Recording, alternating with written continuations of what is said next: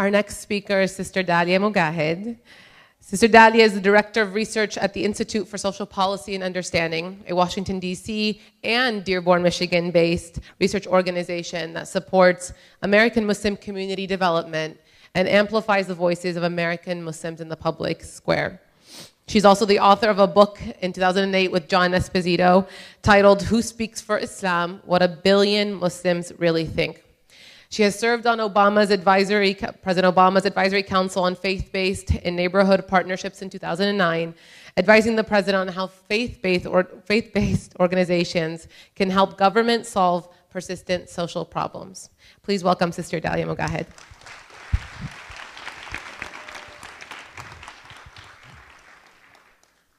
Assalamu alaikum. First, I want to thank Saeed for his hard work putting this together. I mean, it's been amazing. Thank you. And to all of you who are spending your Saturday night with us this evening, I am so without words after those two stories that I hope everyone understands how hard it is to actually go after that. What I had prepared today was less personal, and it was more about finding your purpose in a more focused more on what you can do yourself. And I don't have a personal story to match that. I'm not even going to try. I'm going to go back to what I had prepared rather than going into a personal narrative. And I wanted to start really with where I started in times of my life when I've been lost, when I've been confused, when I've hit a dilemma that didn't seem to have an answer. And that is with the beginning of everything. And it's an ayah in Surah Al-Baqarah that we hear so often.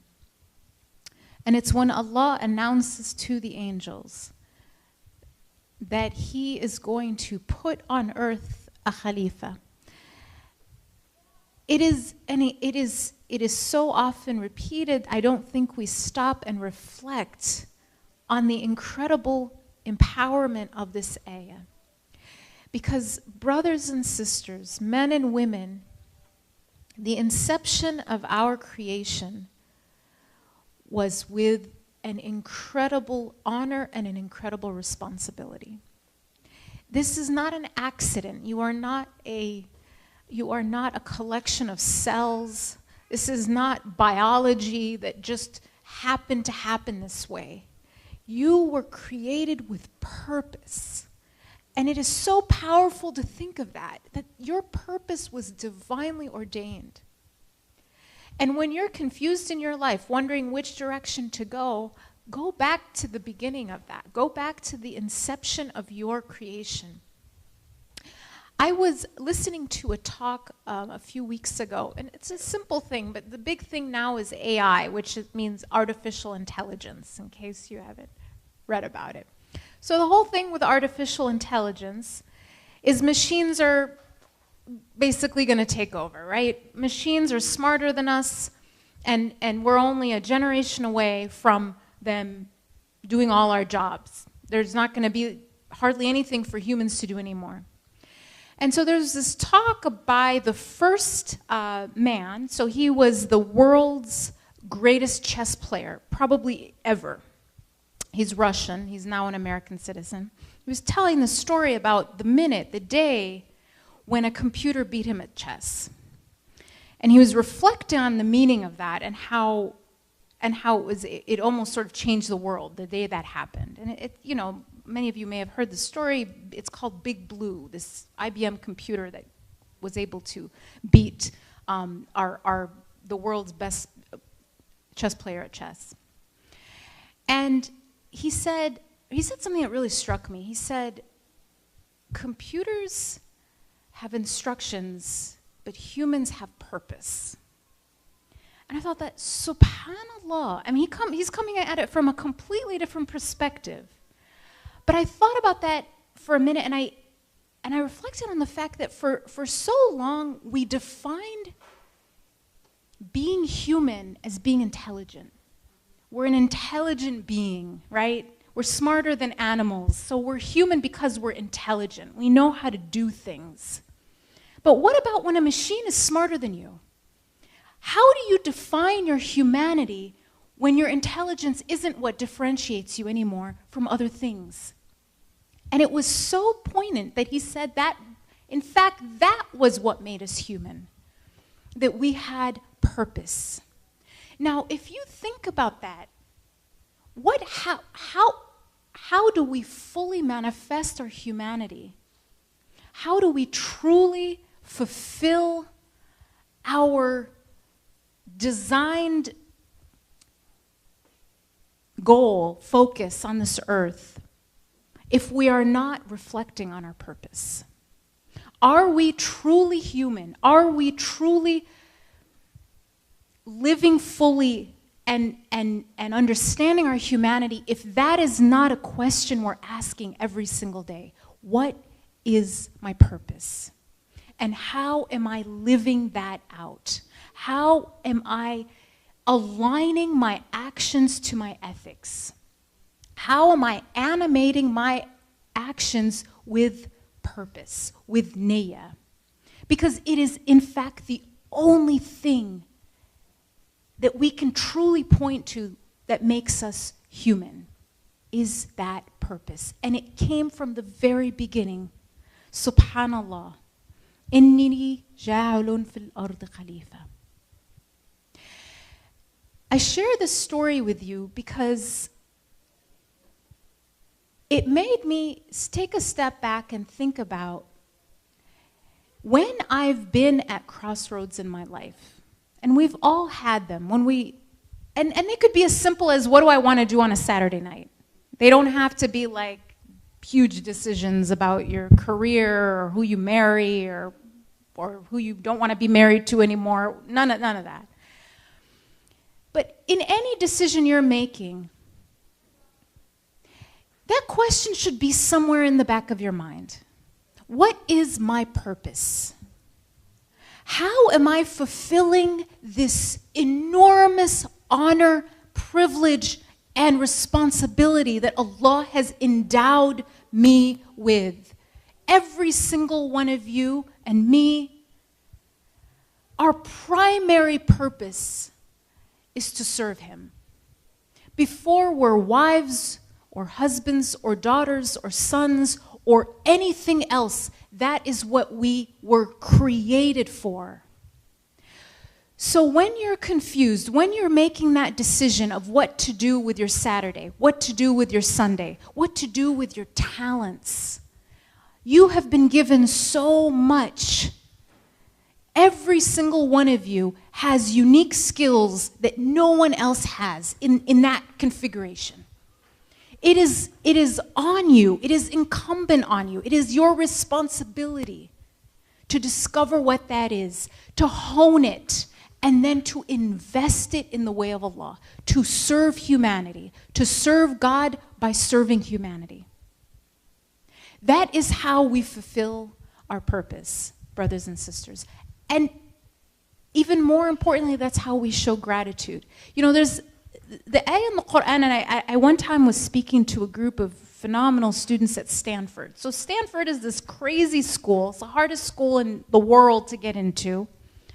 In a room full of talented, promising Muslim students at Stanford. I mean, the best of the best, the cream of the crop of our community. And I went to them, and they asked me to come speak. I'm like, you know what? I need to give you a completely different message than what you're getting every single day from your parents and from your professors. Here's my message to you. None of this matters. None of this matters. I'm gonna redefine success. Successful is he or she who purifies it. قَدْ أَفْلَحَ مَنْ زَكَّاهَا. And I want you to think deeply about this point because it connects to purpose. If we are to actually internalize the message of the Quran about our purpose and about how we define success, قَدْ أَفْلَحَ مَنْ زَكَّاهَا. Successful is the one who purifies it. Talking about your soul. The purification of the soul is rarely in places where you're comfortable. And it is rarely in places where you're being lavished with praise. It's in the crucible of life. It's in the places where we don't want to be, where we feel that this might be a sign of God's wrath, where we are confused, where we want to quit and we want to cry and we want to dig a hole for ourselves and hide from the world. Purification of the soul, if that were truly our measure for success, then yes, by all means go to Stanford. But redefine why you're there.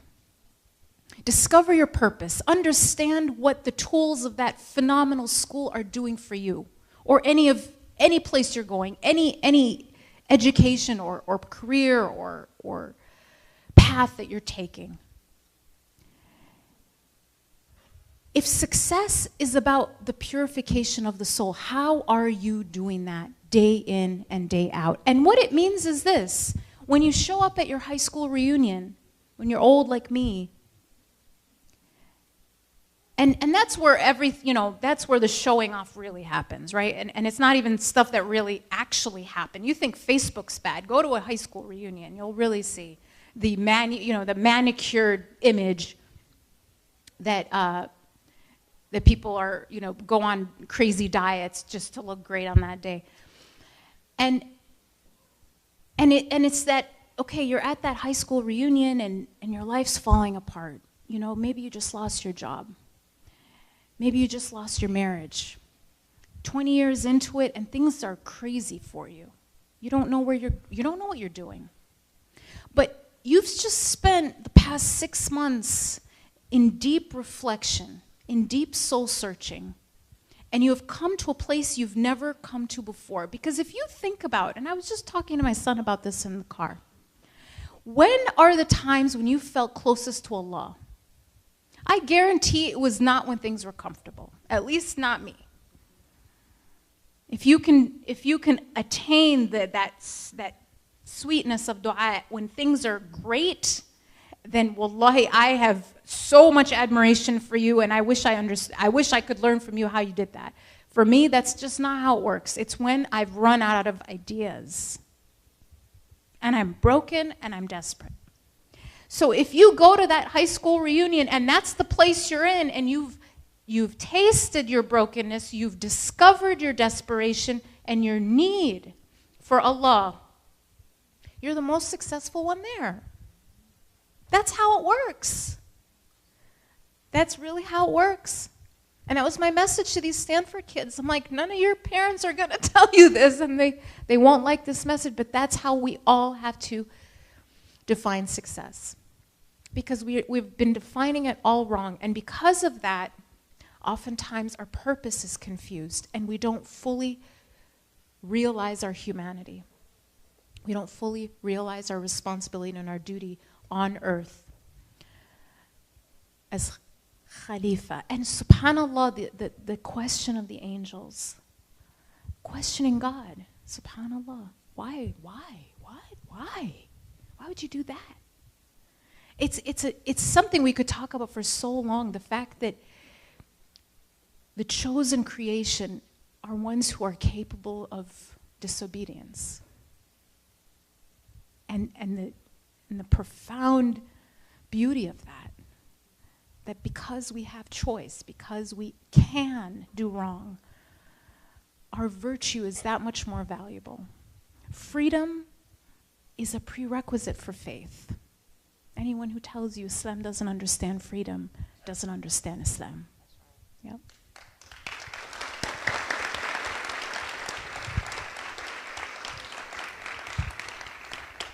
So I'll wrap up by coming back to you with really this plea. I want you to redefine success, and I want you to make a commitment tonight to discover what you have that is special, that is unique, that is one of a kind, that you are going to invest in realizing your purpose. Assalamu alaikum.